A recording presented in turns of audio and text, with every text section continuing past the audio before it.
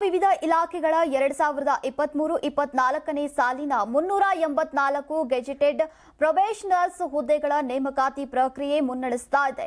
ಈ ಹುದ್ದೆಗಳ ಮುಖ್ಯ ಪರೀಕ್ಷೆಯ ಮೌಲ್ಯಮಾಪನದ ಬರದಿಂದ ಪೂರ್ಣಗೊಂಡಿದ್ದು ಈಗ ಜನವರಿಯಲ್ಲಿ ಸಂದರ್ಶನ ನಡೆಯುವಂತಹ ಸಾಧ್ಯತೆ ಇದೆ ಅಂತ ಕೆಪಿಎಸ್ಸಿ ಮೂಲಗಳು ತಿಳಿಸಿವೆ.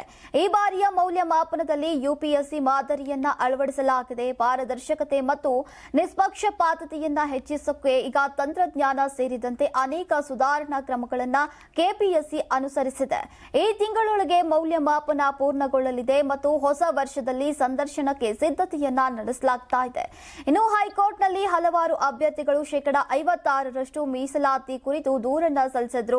ಈಗಾಗಲೇ ಸರ್ಕಾರವು ಅಫಿಡವಿಟ್ ಸಲ್ಲಿಸಿ ಹುದ್ದೆಗಳಿಗೆ ಮೀಸಲಾತಿ ಅನುಮತಿಯನ್ನ ಹೈಕೋರ್ಟ್ ನೀಡಿರೋದ್ರಿಂದ ನೇಮಕಾತಿ ಪ್ರಕ್ರಿಯೆ ಯಾವುದೇ ಕಾನೂನು ಅಡ್ಡಿಪಡಿಸುವಿಕೆ ಇಲ್ಲದೆ ಮುಗಿಸೋಕೆ ಸಾಧ್ಯವಾಯಿತು. ಒಟ್ಟು 5420 ಅಭ್ಯರ್ಥಿಗಳು ಮುಖ್ಯ ಪರೀಕ್ಷೆಗೆ ಹಾಜರಾಗಿದ್ದು ಫಲಿತಾಂಶಕ್ಕಾಗಿ ಕಾತರರಾಗಿದ್ದಾರೆ. ಮೌಲ್ಯಮಾಪನದಲ್ಲಿ ಯುಪಿಎಸ್ಸಿ ಮಾದರಿಯ ಅಳವಡಿಕೆ, ಮೌಲ್ಯಮಾಪಕರಿಗೆ ಬಯೋಮೆಟ್ರಿಕ್ ಗುರುತು ಮತ್ತು ಕೇಂದ್ರಕ್ಕೆ ಬರುವಾಗ ಬಯೋಮೆಟ್ರಿಕ್ ಹಾಜರಾತಿ, ಮೌಲ್ಯಮಾಪನ ಕ್ರಮಗಳ ಕುರಿತು ಪ್ರಾಧ್ಯಾಪಕರಿಗೆ ಮಾದರಿಯ ಉತ್ತರಗಳ ಸಹಿತ ಈಗ ತರಬೇತಿ ಕಾರ್ಯಾಗಾರ ಮತ್ತು ಏಕರೂಪ ಮೌಲ್ಯಮಾಪನಕ್ಕೆ ಒತ್ತು ನೀಡಲಾಗ್ತಾ ಇದೆ.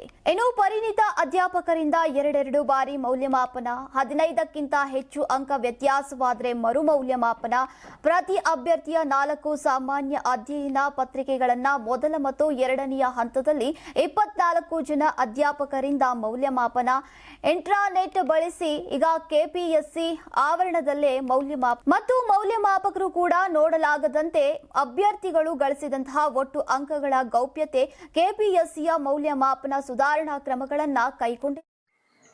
ಕೆಎಎಸ್ ಮೈನ್ಸ್ ಎಕ್ಸಾಮ್ ಬರೆದಿರುವ ಅಭ್ಯರ್ಥಿಗಳಿಗೋಸ್ಕರನೇ ನಾವು ವಾಟ್ಸ್ಆಪ್ ಗ್ರೂಪ್ ಕ್ರಿಯೇಟ್ ಮಾಡಿದ್ದೀವಿ. ನೀವು ಕೆಎಎಸ್ ಮೈನ್ಸ್ ಎಕ್ಸಾಮ್ ಬರೆದಿದ್ದರೆ ಈ ವಾಟ್ಸ್ಆಪ್ ಗ್ರೂಪ್ ಅನ್ನು ಜಾಯ್ನ್ ಆಗಿ ನಿಮ್ಮ ಅನಿಸಿಕೆಗಳನ್ನು ಶೇರ್ ಮಾಡಬಹುದು.